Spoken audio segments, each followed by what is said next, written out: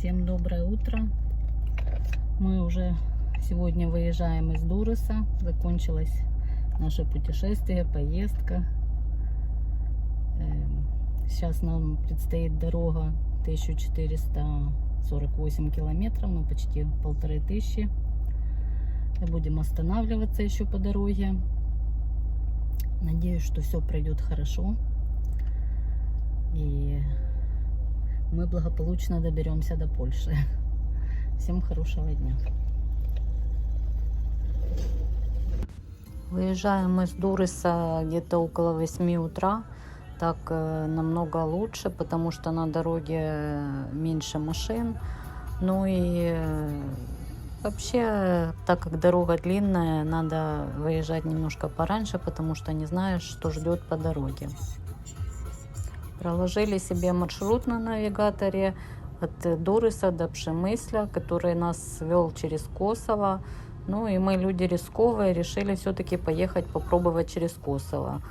Подумали, ну вот если нас не пустят через таможенный пункт Косово, то уже вернемся и будем думать, какой другой дорогой ехать.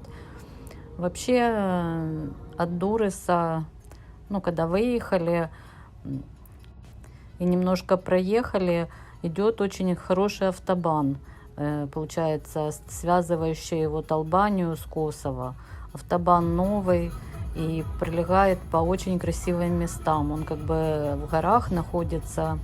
Пейзажи здесь, конечно, очень красивые. И даже ради этих пейзажей стоит проехать по этой дороге. Я не пожалела, что все-таки мы поехали сюда. И было очень удивительно, что дорога пустая. Мы не могли понять, с чем это связано. Но потом все-таки мы узнаем, почему такая была пустая дорога. Когда мы ехали, я о Косово вообще ничего не знала. Единственное, слышала, что вот 1 августа у них опять обострился конфликт, и как бы украинцам не рекомендовали попадать в Косово.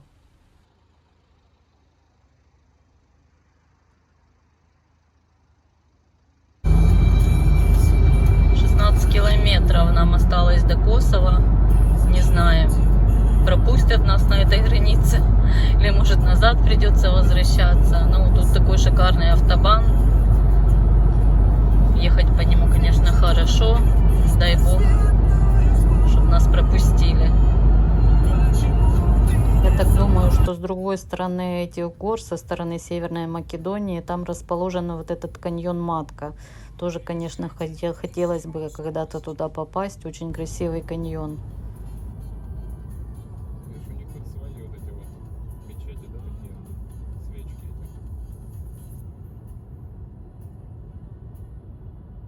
Короче, дорожка, как всегда, у нас веселая. На постоянной измене едем. Значит, ехали через Албанию. Там, конечно, такие горы красивые, вообще обалдеть. Но все время с такой мыслью, пустит ли нас Косово. В общем, только что была граница, этот пограничный пункт. Посмотрели паспорта. Печати, по-моему, не ставили, да? Печати не ставили. И вроде как границы с Косово не было. Не знаю, едем по автобану. Будет ли еще второй какой-то пограничный переход или нет. В общем, ничего не понятно, но надеемся, что мы уже прошли. Ой. Первый раз просто в этой местности, еще ничего не знаем, и тем более там же был опять какой-то конфликт между Сербией и Косово, и поэтому вообще непонятно, пропускают они, не пропускают, и информации в интернете, в принципе, я не нашла. Так вот едем. Такие здесь домики какие-то все одинаковые. Это вам Косово.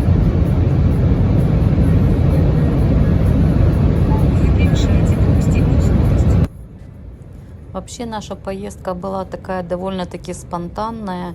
И я вообще не планировала оказаться вот где-то в Албании, а тем более в Косово. Поэтому ничего не знала об этой стране, какие тут порядки и вообще что и как. Только слышала, что у них там летом опять обострился конфликт, но потом вроде бы все утихло. Так, проехали мы в Косово, вот этот город Приштина, вот он впереди находится. Но мы туда не заезжаем, мы его объехали. Огромный город, конечно, я вообще даже не знала о его существовании. Короче, изучаем географию по дороге. Приштина осталась сбоку от нас, а мы опять едем вот таким серпантином. Здесь уже, конечно, не автобан, но дорога очень живописная. На букинге мы уже посмотрели, где будем ночевать ночью, если, дай бог, доберемся. Забронировали апартаменты в городе Нови Сад, называется, это Сербия. Дай бог туда добраться. И вообще там такой тоже приличный городочек интересный. Может, еще удастся его посмотреть.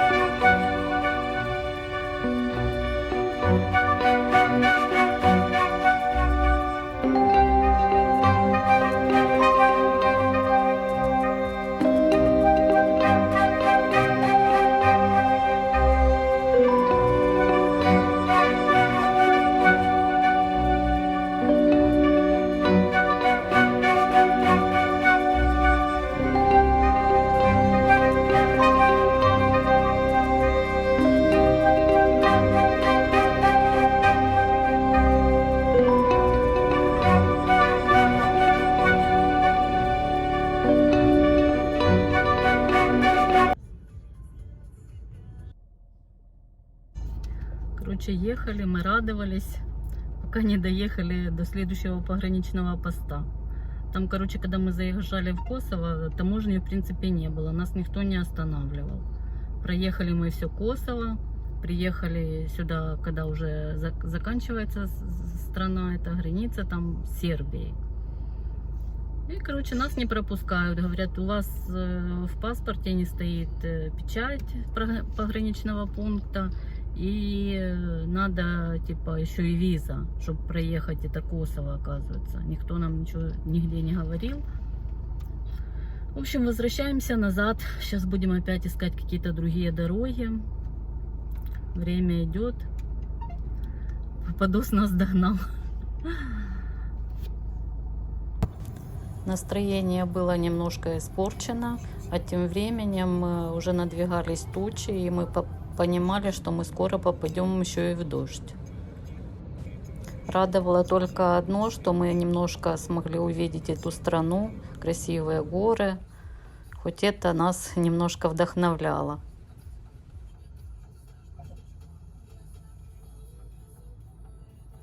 В общем, наши приключения продолжаются дальше. Никому не советуем ехать в Косово, его надо объезжать 10-й дорогой, потому что имели мы большие проблемы. Значит, доехали сейчас, получается, до пограничного пункта опять.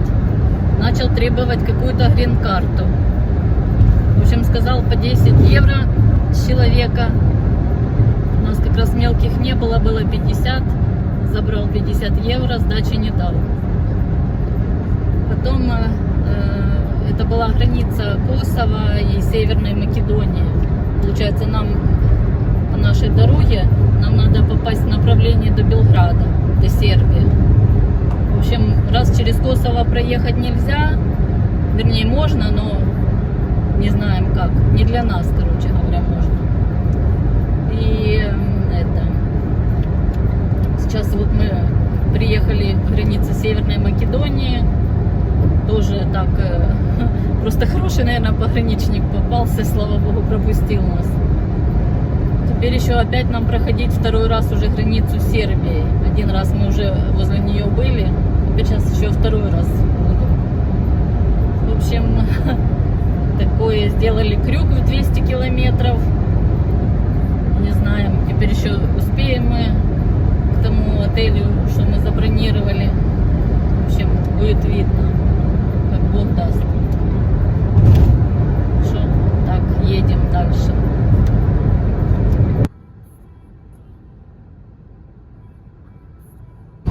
Движемся по территории Сербии. Слава богу, прошли этот пограничный пункт заколдованный с этой страной. Уже прошли его со стороны Северной Македонии. В Северной Македонии там недолго мы ехали, да? Сколько километров? Где-то 70 километров эта страна. И потом заехали вот в Сербию. Теперь движемся в направлении Белграда. А вообще, как я позже узнала, с нами поступили незаконно. С апреля месяца для украинцев разрешен въезд без визы на территорию Косово, хоть транзитом, хоть мы можем там остановиться, только надо зарегистрироваться, если ты останавливаешься в Косово. Ну, а нам вот попались такие таможенники, которые решили на этом нажиться. Все в этот день испытывала наше терпение, и дождь был иногда сильный по дороге, но вот и проглядывало солнышко. Кстати, мы ехали везде по автобанам практически. Автобаны где-то были платные, где-то бесплатные. Вот пункт оплаты, тут получаешь талончик такой, а в конце автобана уже его оплачиваешь. В Белград мы попали уже поздно вечером, было темно. Сейчас пересекаем его транзитом. Я вообще в этом городе никогда не была, но видно, что город большой, красивый. Очень уставшие. Приехали наконец-то в город Нови Сад. Слава богу, доехали нормально. Всем доброе утро. Мы сейчас находимся в Сербии.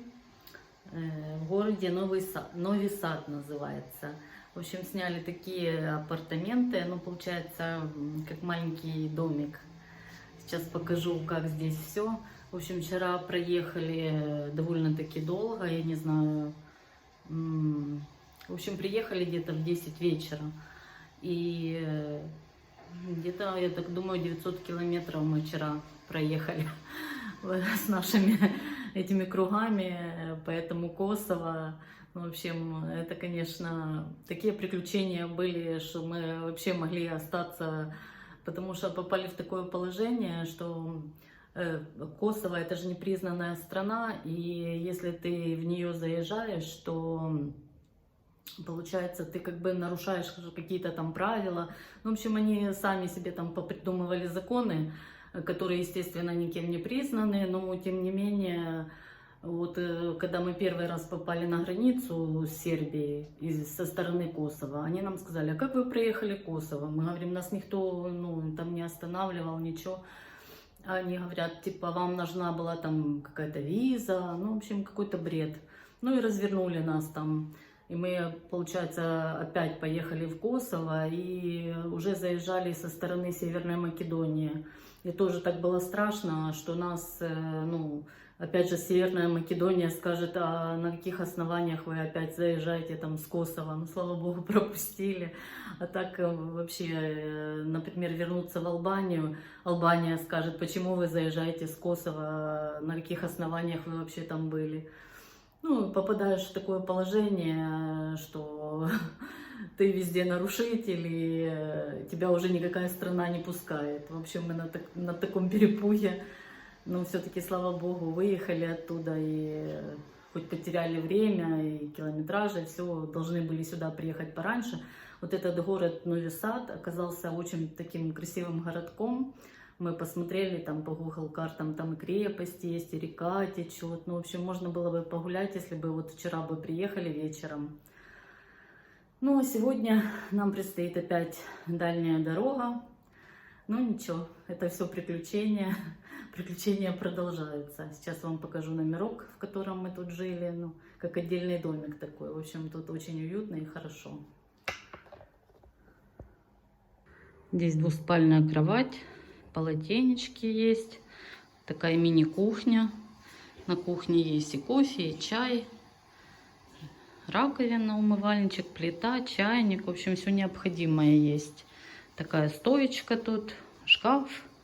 В общем, было довольно-таки хорошо. И ванная комната там есть. Сейчас еще тоже покажу. Ну и здесь такая небольшая ванная комната. Все есть, и шампунь, и мыло. Вот так все выглядит. Все чистенько везде. Унитаз, зеркало. Стульчики такие есть. Такое окошечко рядом.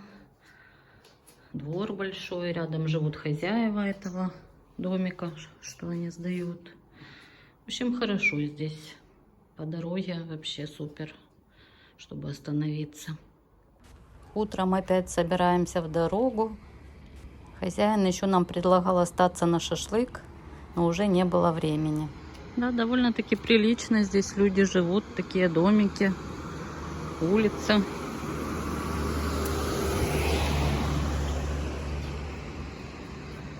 На перекрестке стоит скорая помощь, наверное, так здесь принято. А мы отправляемся дальше. В следующей серии я покажу нашу дорогу до Польши и еще один маленький, но прекрасный город. Санок называется. Будет очень интересно. Подписывайтесь на канал, ставьте лайки. До новых встреч!